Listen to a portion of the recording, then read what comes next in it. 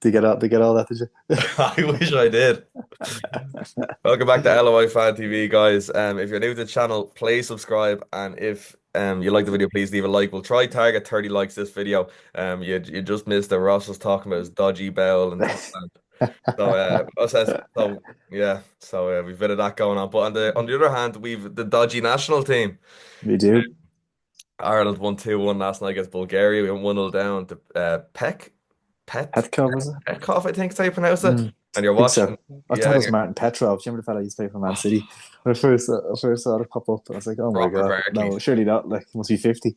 The proper Barclays player, yeah. So we went 1-0 downtown. You're just thinking, you're like, oh, here we go. The Yeah. usual crap. And then, to be fair, Finn is as lovely equaliser. Troy Parrott, Robbie Brady backstick. Troy Parrott with first time flick across the box, and yeah, just put on a play for him. And then Matt Doherty, your favourite, took the lead before half time. And to be fair, we could have, made it more in the second half, but we just, we didn't really. We had opportunities, with Rocco Vada and Evan Ferguson off the bench, but there's a bit of match rustiness from them. So Yeah. yeah, 2-1 full time. What's your assessment of kind of, where we're at? Yeah, it's tough. It's tough, isn't it? Because it's kind of like you're trying to think of what is the best route forward for Ireland. And I suppose last couple of years we have kind of struggled with some of these kind of away games against even lesser teams like your Bulgaria's. Even I think we lost Luxembourg a few years ago and all that kind of stuff. So it's like, do we want to be playing? We probably don't have the players to be playing like an expansive type football. Do we just is it just results business under Heimer? Is that all we care about now? So like on the face of it, it's a grand result. It's a fine result, and performance wasn't like just blown away by it. But maybe he's setting us up to be a bit more solid, and maybe that's our best route. I know we're gonna probably have more important games in terms of qualifying for the World Cup with Hungary later this year. Was it who else is in that? Armenia, I think, isn't it? And Sir, Denmark, I think. yeah, yeah. I I need to think look at that that group. Denmark or Portugal. I think Denmark or Portugal. I think Denmark beat Portugal in the first leg last night, so it could be them. If they win that, we have them. So like it's not the most like it's we're worse than Denmark and Hungary, but it's not like the toughest. We haven't got a France or any of them at the moment. So you'd like to think that we're trying to build something towards that, and we're kind of becoming a hard to beat side, and whether that is Brady and Manning as a left back and a left mid partnership, so be it. Like Yeah, to be fair, under Stephen Kenny, like those sort of games, we'd actually drop points in. yeah, So I suppose it is a positive, that we're winning those games now. And like I'm even looking here at our group, like yeah, I was just saying, Denmark or Portugal, Hungary and Armenia are the group mm. so far. Like Armenia, like that'd be a game, as I said in the past, we would, we probably take 2 points out of six out of. So we just It's a like, similar. They're a similar level to Bulgaria, probably, aren't they? yeah. Like they're at about like level C in the Nations League or whatever, Group C. Yeah. And then here's the thing, I was listening to the build up in this game, and people were saying, like it's much of a muchness, if we get relegated in this tie, it's not that big of a deal in the grand scheme of things. But I completely disagree. Like this, Mm. this is, I think this is a huge pride thing. Like to have us in League C, like Yeah, it's great. it would just be a sucker punch in my opinion, and I think like it's almost a must win, for our Yeah, pride and integrity. So I uh, don't really get that stance, to be honest. Like I don't. yeah. And I think Heimer's stance in it as well was kind of like because some people were saying go to the league level C or whatever, win a few games, build a bit of confidence, bring through a bit of youth. You're like, Yeah. okay, maybe, but like then it's Heimer was like level B. You're playing against better teams. It's more of a challenge, and that's where you want to be because you're going to be ended up playing against them anyway. So you want to be playing against the best, like and that's you're better off doing that than whipping like getting kind of a false confidence playing against Bulgaria and all that every week. Like so, I think we're better off staying in Group B and playing against decent level sides and trying to prepare then for kind of qualifying for tournaments and for playing at tournaments and stuff. Yeah, yeah, exactly. I couldn't agree more. I suppose we were just chatting before this, kind of saying like we're just like wondering, I suppose, what sort of adjustments is Heimer going to make into the second leg? Like, yeah, I suppose when the team got announced last night, I was a bit like, oh my God, I was imagining Brady Uninspired, back like and Doherty right back, and I was just like, oh, it's 2025, and this is still. I was like, yeah, did it ever change? I was like, when's Coleman back from injury? yeah. When's Coleman back? Because to be fair to Doherty, he actually had a decent game, didn't he? He Got the did. score sheet as well. Yeah, and he's to be fair in his defense, like he probably has earned the right to be in the squad now because he is. I think he is playing week in week out with Wolves, isn't he as well? Yeah. So like, it's probably one of our is it pretty only fullback currently playing regularly at Premier League level. I think the rest of them kind of Championship. Coleman's obviously injured, not getting in there. So probably the only one at fullback that's playing week in week out in the Prem. So gonna have to stick him in. Yeah, yeah, no, I definitely do agree with that sentiment. And there's no one really else like there, and this is the problem. Like yeah, like Josh Honan. yeah, well, don't even get me going. Like it's just ridiculous the fact that Cal O'Dowd had got into that squad over him. Like what? Yeah, it's interesting that Manning didn't get into the squad initially, and then he started him. I thought that was interesting. It's very weird because Manny's been actually getting his game for Southampton. Like I was watching the Liverpool game and he played he played nearly the full game in Anfield. Like and you're thinking, I think I'd get into that Southampton team at the moment, though. that's a good point. That's a good, but yeah, like your point does stand. Like yeah, he wasn't even in the squad. He starts like you just Mad, yeah. And left I wing, wasn't he? He was left wing, like in front of Brady. Like, I just have this kind of like Father Ted and Dougal like thing of like John O'Shea and Heimer watching training, standing there with the over 75s, and just like he looks at Ryan Manning, he says, Jesus, he's good. We'll play him. Like it just feels like it just feels like John O'Shea picks the squad, and then they come in and Heimer says, "Oh, actually, I think I might pick him, him, and him." yeah, yeah, yeah. Season for the first time. What's his name? Yeah, exactly. Yeah, yeah, Manning, I like him. Yeah, yeah. but You know, it's yeah, decent result though, like in terms of that, and it gives you something to build on a little bit. Go ahead into the game on Sunday, but you'd like to think that the Sunday isn't it? Sunday evening for yeah. yourselves. Sunday You're back evening's in the your second time. leg. Yeah, you'd like to think that it's a little bit more comfortable there, and maybe we can play a slightly more expansive style of football kind of thing and on our own home patch and nick a few goals. And well, I think the big positive I actually thought was Parrott and Finn Azaz, that little combination that they had. And I think Azaz looks a good player. I think he's had a really good season with Middlesbrough. I think he's had a really good season in Championship. I'd say he could get a move to the Prem if Middlesbrough don't go up. I think they're probably in playoff kind of contention or whatever. So Yeah. they don't go up. I'd say he could be in line for a move potentially. So I think he's a fantastic player. And I think Troy Parrott deserved to start over Ferguson, who hasn't been playing really at all and hasn't looked great when he has, and Adam Ida, who scored a few at Celtic, but not as good a level as Dutch League, and he doesn't start week in week out for Celtic, I don't think either. So I think Port Parrott deserved that start, and I think the two of them could be a good little duo potentially to work with.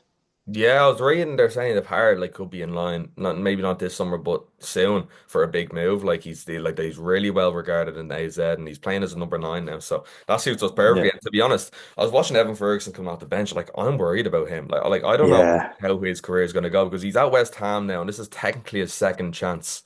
And I'm like, if and he hasn't really taken it so far, and I'm thinking, He hasn't got a game though. I don't think he started a yeah, game. He's getting yeah, 10, 15 minutes here and there. He probably needs to go to the continent or something like Italy or a little bit slower maybe or something. yeah. I think it might suit him a little bit more, maybe like or even take a step down to the championship and just play like to score loads of goals there or whatever. Like, but it's hard to know what the best move was. I suppose Graham Potter was probably a big factor in his decision to go to West Ham because obviously they worked together previously at Brighton when he was coming through and stuff. So you can see the logic in that. But if he's not getting his game, it's a huge concern. And I think the decision for him this summer will be massive. But you don't like obviously people are saying about Troy Parrott a good few years ago as well in terms of when he had a couple of bad loans at Millwall and stuff like that, and nearly writing them off. So you don't want to write them off when they're still a teenager, No. early 20s. You can take players into their mid 20s to kind of come to fruition ever. But it's just a shame to see because he came off burst onto the scene so much, and then a couple of injuries, and he hasn't really got back to those levels. No, like I kind of the thoughts on playing for like a press and like breaks my heart almost because I'm like Yeah, I know. he's Yeah, too yeah. good for that. I'd like He to see was him being like touted as a £100 million I player, wasn't he, know at one stage? Like, it's ridiculous. It's ridiculous. It's so yeah, funny how fickle football is. Like one day yeah, you're the hottest prospect in Europe, and next day you can't even get your game yeah, for your team you're playing for. But yeah, I'd love to see him like go to like Germany or somewhere, somewhere just yeah. out of sorts, just somewhere. Remember who was it that was linked with him? Leverkusen, I think. Might not have been like he might not have got loads of game time, but even playing in that environment and learning from Alonso and maybe playing with you might Boniface. I'm not sure he moved Yeah, in the end, big but boy body types. Yeah, yeah. yeah, like a couple of those lads, like or even just a mid-table team in the Bundesliga, even or whatever. Like Seemed like a would have been a class move. Hoffenheim. If he was playing to Yeah, like a something. Hoffenheim or a Schalke or something like Yeah, that, like just get out of the kind of media and the press that suffocates you in England. Like it's so suffocating. Get out of that, and do what Sancho did, or whatever, going to Dortmund, or whatever. Kind of yeah. refresh yourself over there. Yeah, exactly. And I suppose another thing I wanted to touch off with you was that obviously League of Ireland Fan TV, we were watching all the games last weekend and two of the managers were asked about Heimer, kind of varied results when asked. Stephen Bradley kind of, open armed, he said if he's buying a pint, I'll go for a pint with him. But Heimer and Damien Dove essentially stuck the middle finger up to him. So what did you make of that? Like Like I I could thought I could to tell be fair, Yeah. There's a great quote from Duff, wasn't it? I'll tell you one thing for free. That'd be a miserable night out. Thanks very much. And he walks off like brilliant, like that'd be a miserable night out. Like yeah, it's brilliant. It's hilarious, isn't it? Like yeah, Bradley really bending the knee to Heimer at the moment, and Duffer sticking to his laurels. That's the way I read into it anyway.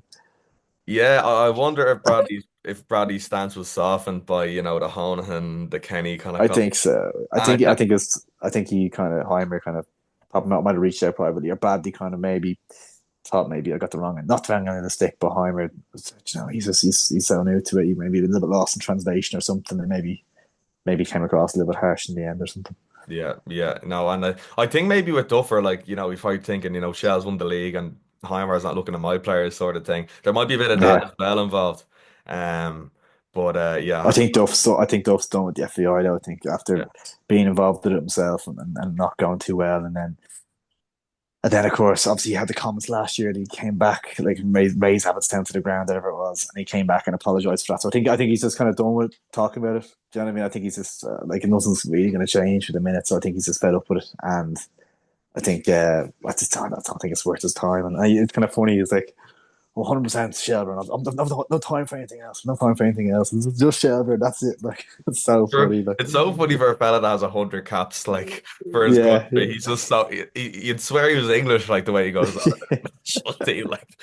Brilliant. Like yeah, Good gas. But like it's kind yeah. of sad as well because like I want Damien Duff to be the next manager of the national team, but I just can't see it. I don't know how the hell that happens now because like there's such a No, disconnect between the big two. time. Sure, the League of Ireland's talking about kind of moving away from the FAI, whatever, aren't they, and kind of doing their own thing and stuff. So it's going to be interesting to see how that kind of pans out. But yeah, the FAI, I think it needs a bit of a refresh and even the. Did you see the interview with Jaime? And it was a Carla Ward, I think her name is, the women's Yeah, the manager. Late Late Show. Late Late Show came across a bit weird, didn't it? There's a really weird kind of. A bit of a It's like weird PR stunt. Like yeah, yeah, I very just strange. I yeah. thought. I think that Mark Canham has to go, to be honest. Like he just seems Yeah, totally out of touch with reality when it comes to football. Maybe he might be a good, he might be good in business, but he's not good in football. Like so leaving it nearly a year just to get a manager and then saying, he's their first choice. that was yeah, unforgivable. That was an absolute shambles of a process. Like Yeah, then the Colin Healy stuff as well. It's just another yeah, it's another, yeah, mark in his book. So yeah, yeah. pain in the backside. But yeah, I suppose looking ahead to the second leg now, I suppose what are you thinking? How do you think Ireland kind of do you think we tactically kind of switch up? Do you think we make many changes? Like how do you think this kind of looks? I think it was 6% formation, potentially the 4-4-1-1 type thing, Yeah. wasn't it? Really, and maybe we see like a Mikey Johnston starting ahead of a Manning, a little bit more of an attacking winger rather than Manning at home. So it makes a slight kind of tactical tweaks and kind of more advanced players. Maybe Rocco Vata might come into it or something like that. I'd like to see something like that, but I don't. I can't. I think he might try and nail down as close to a starting 11 as he can in his own head and maybe try and stick to it. Maybe you might see one or two, maybe three changes, but I think he might try and stick to it, kind of a similar enough team and try and maybe build that Azaz power partnership and build O'Shea and Collins and Doherty, Brady back four type thing. Maybe I think he might try and start building these relationships now ahead of later this year. Yeah, no, that makes sense. I definitely think we should go a bit more attacking, like Rocco Vata coming in for maybe a Manning would make sense or what Brady, whatever. Yeah, Jacob Bryan not getting his game. I was kind of interesting. like because Yeah, he's starting right back for Everton, and I would of have course. I forgot to actually consider that when I was thinking about fullbacks. He's playing yeah. right back for Everton, of course, isn't he? Yeah, and he's doing well. He's doing really well. He scored in the last game and equalizer, and then he scored again 3 weeks ago. So like yeah, he's in good form, and we've an embarrassment of riches at centre half or even in Yeah, defence, and it kind of annoys me as well because you would think off that we wouldn't concede goals, but we're still conceding stupid kind of sloppy goals. Um, yeah. I think a so yeah, clean sheet would be a big focus this Sunday now. I think. yeah, I think so. I just kind of want us to go and kill this game. Like as you said, I'd like us to go attacking. I'd like us to get a goal or two in the first half, and then relax and kind of play some football. But like yeah, as you said, I think it's very important we kind of go out and we don't just sit on our laurels with a 2-1. Like because even a 2-1 last night, even though Bulgaria weren't threatening, I'm just like we're always one mistake away, aren't we? Like it just kind of feels Yeah, like that when you're watching us. So yeah, exactly. It's funny. Something thinking about this morning was when I woke up because the matches are kind of 2:45 in the morning for me, so I'm not watching them live or whatever.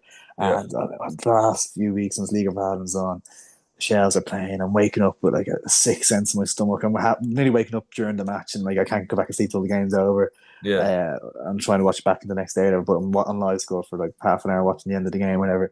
And then Ireland last, I couldn't care less. Woke up this morning, wasn't even thinking about it. Like just like that's the way it's going for me these days, a little bit, to be honest. I think that's the same for a lot of us. It's just Yeah, the real disconnect with everyone in big the time. team, and it's really poor. But yeah, hopefully now this result might, push things in the right direction because we do have a good opportunity with this group now Yeah, for us to get a second place potentially. So yeah. But anyways, score predictions wise, Ross, what do you reckon? Northern Ireland beat these 3-0 not so long ago at home. I'd be looking for something similar at least, but I think maybe 2-0 Ireland. Yeah, yeah, yeah, two nil, yeah, That's what I'm saying. Two, yeah. 4-1 on aggregate, is it? 4-1 on aggregate, Oh, yeah. and I agree. Yeah, yeah. I would like that, but I just feel like we're Ireland and we never do things the easy way. So I'm gonna go for like I think it's gonna be like a 2-1. Like I see Ireland taking the lead and Bulgaria scoring a stupid goal. And then Yeah, we're all I going can into see it. halftime thinking, Jesus, like if Bulgaria scored a second, I'm just going to extra time. And then we might nick one off the bench with either, you never know. But yeah, Yeah, we'll just have enough, but it won't be convincing, unfortunately. no, Um, no. but yeah. Um, are you going to the game on Sunday? No, I No, honestly couldn't be bothered. Like if they're in the back no. garden, I'd pull the blinds.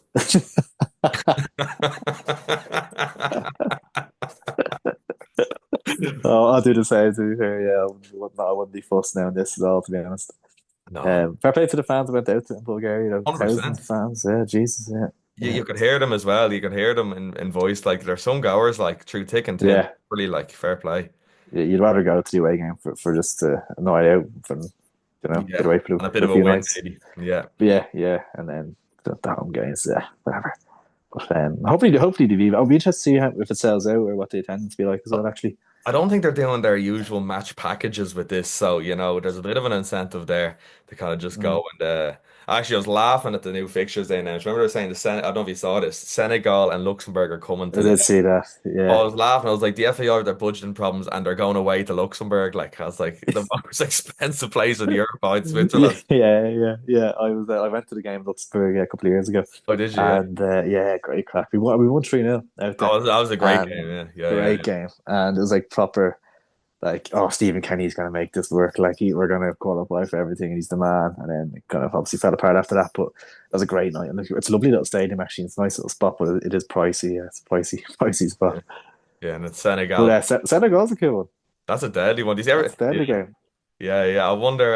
I wonder. Like, yeah, I'd be interested to see now how much fans they bring or how many fans they have in Ireland. It'd be good. I'd actually go to that sort of game because it'd be in Yeah, June. Yeah, that'd be a first nice African game. team to play in the Aviva, I think. I wonder if like Sadio Mane or like who else. I'm just trying to think. Senegal. It's a good Sadio, team. yeah, they do. Mendy, the Chelsea keeper in goal. Yeah. I think he's a keeper. Koulibaly. Who else? Koulibaly, Senegalese, I think, as well. Yeah, I think yeah, they're a really good side, I think. yeah. So that'd be a good test. To be fair, I'm kind of proud of the FAI for making that one. That's kind of Yeah. a good matchup. That's the games they need to be getting. Like, you don't need the boring off friendlies against whoever, like the Europeans. So it's get go out and get the fun ones. Like, Yeah, defo. No, yeah, 100%. something a bit different.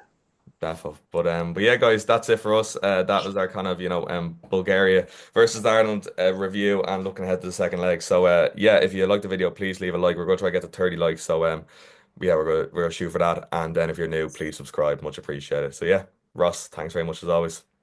Thanks, Luke. Thanks, guys. Take it easy.